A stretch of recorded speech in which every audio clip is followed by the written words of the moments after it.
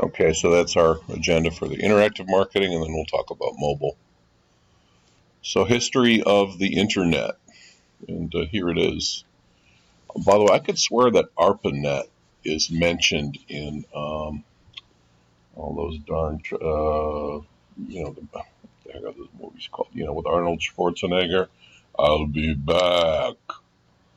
Um, that's not Transformers, where the cars turn into robots.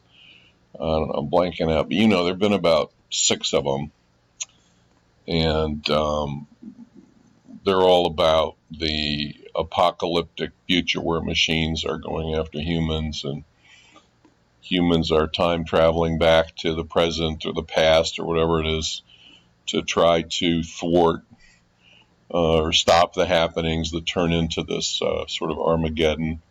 And they talk about the rise of the ARPANET, don't they? I think so. I know the name of these movies will come to me at some point. 1983. This guy, Tim Berners-Lee, is credited with inventing the World Wide Web. And the first banner ad was on the website for Wired magazine. I think it said, you're going to click these things millions of times in the future, something like that. By 1995, 16 million users. 1998, Yahoo came along. Yahoo was a big, big, big player on the internet. It was a search engine, and a gateway was called to the internet. And then Google kind of came along and did it better than anybody else, and more users, and then Facebook and YouTube, and Google bought YouTube, and then Twitter came out, and anyway, the world is joined and connected, aren't we, to all this information all the time, where we are. It's really what the internet allows us. I know that when I don't have my phone for a day or two, particularly if I'm driving somewhere or walking somewhere and not quite sure where I'm going, or I need to go to a bank before I go to where I'm going, I'm sort of thrown back to the way life was 10 years ago or so, before smartphones. And it was very different. Much easier to get lost, I can tell you that. So way back when, these were big names on the internet. And so, of course, one thing we know about the internet is that things change quickly. Someone has a new technology and comes along, and boom, who knows what can happen. Although there's some question now that some of our current companies, notably Google and Facebook, are so big they buy up their upstart competitors. So, how much more radical invention is there going to be with these two behemoth companies dominating things? I don't know. So Yahoo, who was huge. AOL was even bigger, folks. That's when people got on the internet over their telephone. And I can play, that sound. I don't know if you guys have even heard that sort of funny sound when the computer's dialing into your phone line and going on the internet. And then you try to download a video. Ha ha ha. It's not going to happen. Download anything. It takes an age. But American Online, a big player getting people on the internet. And I still know a few people with AOL email addresses, by the way. Excite was another search engine. I actually flew out to the Bay Area to interview for a job with Excite after I left Gannett Outdoor. Didn't work out, fortunately or unfortunately. MSN, Microsoft, a big player. Ask Jeeves was another search engine. MySpace.com was one of the first social networks. It was bought by Fox. I don't think it really exists anymore. And along with an increased number of users, of course, there's an infinite number of websites. And this is exactly what Nicholas Negroponte at the MIT Media Lab said would happen when everything went digital. There would be so much content, infinite content. And, what that means in terms of media and how do you reach people? How do you reach large numbers of people with anything? As we saw, I don't know if you can hear it, but there's some kind of truck outside my apartment now. It's exciting.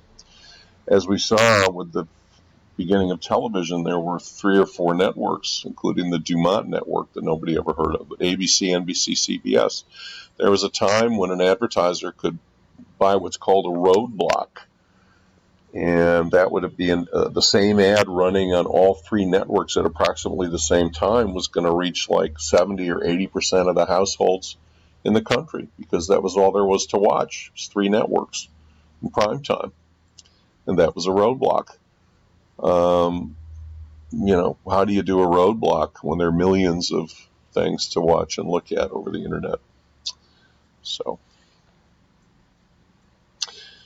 because as you know, we always like to think beyond just our own borders. These are data from the end of 2017, so they're a little bit dated, but you can see here we have the countries listed, ranked by size of population. You can see growth of population between 2018 and 2000. And you can see the number of internet users between 2000 and, in this case, end of 2017. And so you see that in India in 2000, 5 million internet users now, well, as of end of 2017, 462 million. So you see the percent growth there. What you don't see, however, is the percent of the total population represented by internet users.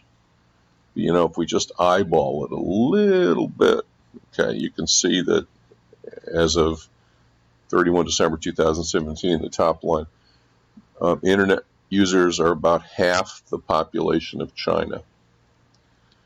They're a third or so of the population of India. When you look at the United States, just eyeballing it, looks like 90-something percent. We look at Japan, 90-something percent.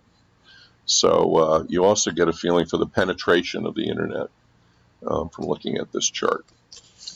But it's the World Wide Web. Oh, and by the way, just a quick little detour. This I have to credit a former student who had experience working in China for several years, and she very kindly put together a little presentation that she gave to a few of my classes last year. And again, just so we can think beyond our own borders, WeChat is pretty much the biggest app in China, and look how many active WeChat users. So you can see if there are over 1 billion WeChat users, so you can see that internet usage is now over 1 billion in China, right? From 772,000. Sorry for the reverse direction there. Tencent is another huge one. WeChat's the 5th most used app in the world. 45 billion messages sent on a daily basis. 410 million audio and video calls. Lots of terabytes of data. It's 34% of total mobile traffic. And oh my goodness, traffic is running low. I'm going to have to switch gears now. Plug myself in so that we don't get cut off precipitously. Okay. So moving right along. There we go. 30% of mobile time in China spent on WeChat. And look at all this. And by the way, in addition to being a platform for communicating, you can also pay for things on WeChat. So it's a very interesting app. And that's one thing that's going on in China. As I'm sure most of you know, internet usage, social network usage is restricted in China as it is in many countries. Some governments consider it dangerous for citizens to communicate and share too much knowledge, just as they did after Gutenberg invented the movable type printing press and people started sharing books. Governments, churches, people like that sometimes don't like this information being shared too much. Right. Okay, so again, kind of sticking with our theme of what's going on around the world. Here are internet advertising expenditures from 2013 to 2019. I pulled this from our library. We have access to Statista, which has lots of good information. The blue line is display advertising, and classified isn't really much of a function. And then we have paid search. And you can see the billions. First of all, growth, pretty much equivalent growth between display and search, more or less, and both of them growing like gangbusters. This just looks at the United States, and it shows from 2014 to a projection for 2019, and it shows different types of internet advertising. So you've got banners is the blue, video as it's broken out as its own thing, rich media and sponsorships. What you don't see, remember, is search, because this is just display advertising now, not search advertising. And again, you see in billions on the left, you see growth in total spending from a little over 20 billion in 2014 is projected to be over twice that by the end of this year. And sponsorships kind of staying about the same, maybe going up a little bit, but the real growth in display is a lot of it's in video. This shows, again, display ad revenue, but this time it's by company. And again, it's from 2016 to 2019. So Facebook is getting the lion's share with almost $25 billion projected for 2019 in display, and a lot of that is coming over mobile. Google's next. And of course, if you looked at search advertising, it would be Google making most of the money. Let's take a look at this website for some of the top sites in the world, and circulation, viewership, whatever, Nielsen ratings. The equivalent for internet is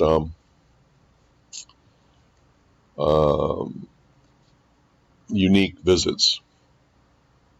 Well, here's some data. Looks pretty up to date. This is an Amazon company. It's named Alexa. Surprise, surprise. So this gives us daily page views for visitor, total sites linking into the site. This gives us time on the site. People spend a lot of time on Google, spend a lot of time on Facebook. Look here. Total sites linking in. What I don't seem to have here are, which I think I did at one point, was uniques. Monthly uniques. But anyway, you see a lot of the big players here ranked by top 500 sites on the web. So this is worldwide. Baidu, Chinese search engine. Okay, here are some of the big players.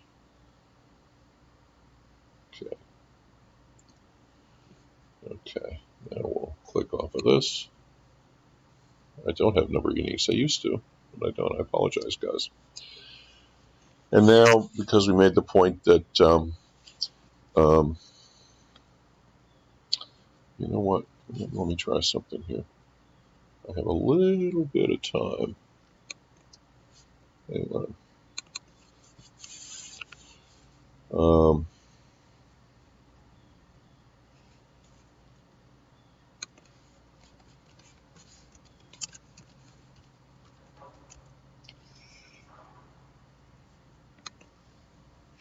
Let's see if we get anything here. Of course, I've got the paid results here, right, folks, where it says ad. They've paid. Good old Google. Similar website ranking. 10 most popular websites. There's Alexa again. See, that's what where I was before. List of most popular websites by search traffic. So you have all kinds of ways to look here. September 19th.